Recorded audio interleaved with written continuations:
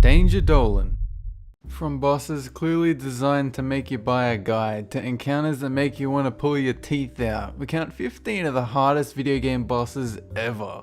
Number 15. Psycho Mantis is a rather unique boss fight with a gimmick that harkens back to the Nintendo Entertainment System days of gaming, where it's incredibly difficult to guess how to kill him without aid. Psycho Mantis' main theme is that he is a psychic and that he can read your thoughts, to the point where he breaks the fourth wall to punch you in the face with confusion as to how the hell you meant to beat him. The way you're supposed to prevent his psychic attacks, aka input reading, is to swap the controller to the second port of the PlayStation, at which point he becomes incredibly easy to beat. Number 14. Sephiroth is a pain in the dick to fight in Kingdom Hearts 2. He relentlessly attacks and leaves little room for mistakes. Of course, if you gather a lot of items, you can kill him a lot easier, but that doesn't take away the fact that he's one of the most difficult bosses to beat. There is no trick or gimmick to killing Sephiroth. All you have to do is learn the fight, maybe bring along some Jehovah's Witness pamphlets to distract him. Number 13. Ornstein and Smough from Dark Souls. It wouldn't be a hardest boss list without a fight from a Souls game. It was an easy pick between Biggie and Smalls and Flame Lurker, but in the end, Timon and Pumbaa won out thanks to the fact that you can cheese Flame Lurker using magic. The best way to beat Asterisk and Obelisk is to kill Slim before Fat Boy, because Chunk is a lot easier to kill than Dirty in the second phase. Also make sure to take advantage of the pillars and rely on rolling and evasion instead of heavy armor and blocking. Number 12. Mike Tyson is a real beast in Punch-Out. He throws haymaker after haymaker in the first 90 seconds of the match, and if you block one of his attacks, you almost die. The only real method of killing him is dodging his unpredictable punches until the 90-second mark, where you can safely land some hits. Mike Tyson never played Punch-Out until 2013, but more interesting is the fact that he actually had enough remaining brain cells to use a NES controller. Number 11. Sinister from Sinister haunts you throughout your time playing. In a game that's already very hard, Sinister still comes out on top as being the hardest part. At any point, Sinister can come out with a taunt like, "Beware, I live," and will start chasing you throughout the level. To top everything off, the only way to kill Sinister is to collect special crystals by destroying asteroids. But don't worry, even if you kill him, he'll be back to make you pee yourself all over again. Number 10. Gil from Street Fighter III is the quintessential example of why barely anyone enjoys playing the campaign in a fighting game. Either the AI is far too easy, or they're plain old bullshit until you learn how to exploit their patterns. Beating Gil requires just that. You watch him, you learn how the AI works, eventually you see all of his openings before they come and then obliterate him. But until then it'd be like bashing your head into a pile of well-toned red and blue pecs. Number 9. Maya from Shin Megami Tensei Strange Journey isn't necessarily hard in the traditional sense. She has a weakness that you can exploit, making the fight rather easy once you know it, just like most of Shin Megami Tensei in general.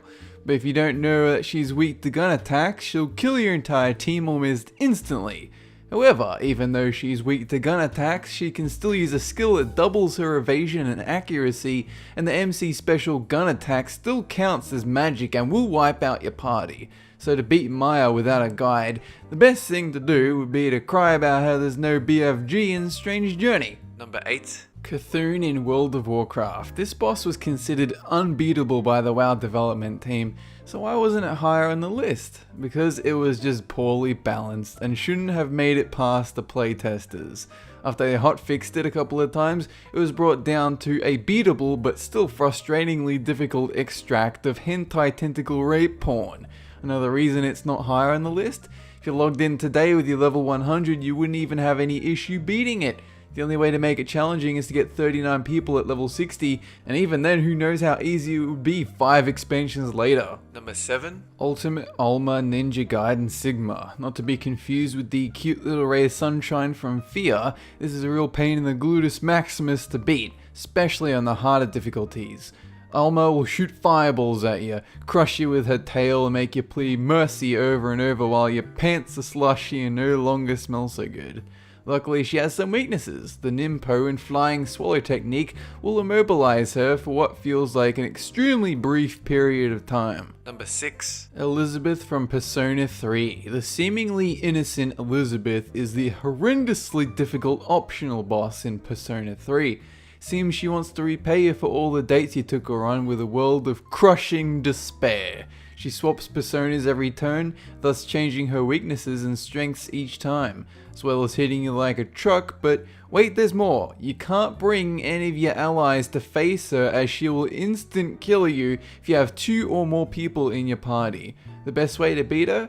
Well, there's the traditional option of memorizing the order of her 9 personas, or you can be a pansy and look up a guide so you know which personas you need to take with you. Either way, you better be a high, if not max level, or you will not make it. Number 5. Yellow Devil from Mega Man. Easily one of the most memorable bosses in all of video games, the Yellow Devil will severely punish you for making even one mistake. Trying to dodge his projectiles is the very definition of a bitch. All there is to this boss is facing it over and over until you've both memorized how to dodge, the rebuilding sequence, as well as having iron nerves in a state of zen so you don't screw it up too many times.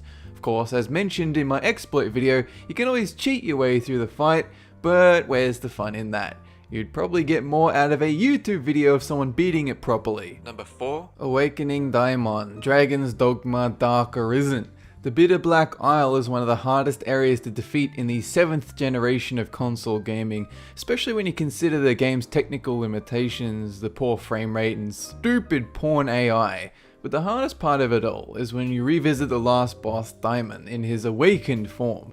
Luckily, there's a skill-based component of dodging, so if you do it perfectly, you can beat him and the entire game at a reasonably low level. However, if you're like me and you're not perfect at video games, you might want to consider abusing consumables in the way of resurrection, healing items, and stat ups. Number 3. The Rebel flagship in FTL Faster Than Light. Possibly the hardest part of FTL is the randomness. It's not to say that there are unwinnable situations, as far as I can tell, but there's a lot of ways the game can royally screw you over with the roll of a virtual die.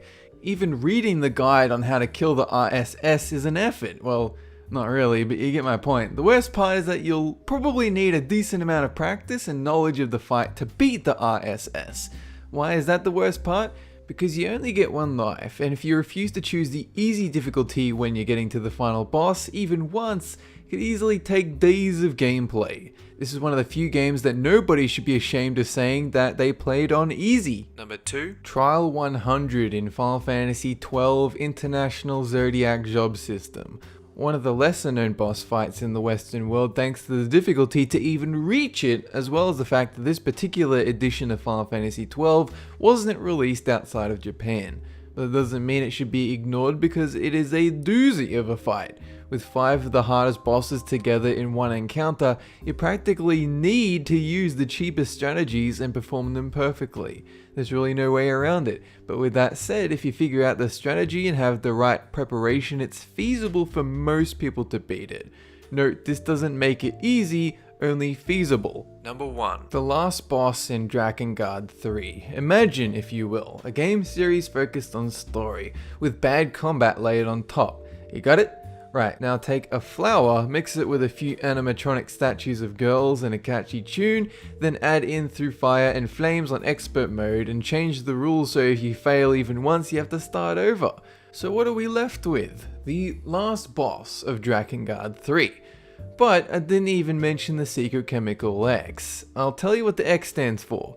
Extreme pain, misery, and torment. This boss is so difficult that the most commonly accepted way to beat it online is to take a video that shows you how to time your button presses and start it at the same time the song does, which in itself is a right pain in the knob, but honestly, using the video is at least 100 times easier to beat this boss unless you've studied music theory. That's it for this countdown, and have a good one!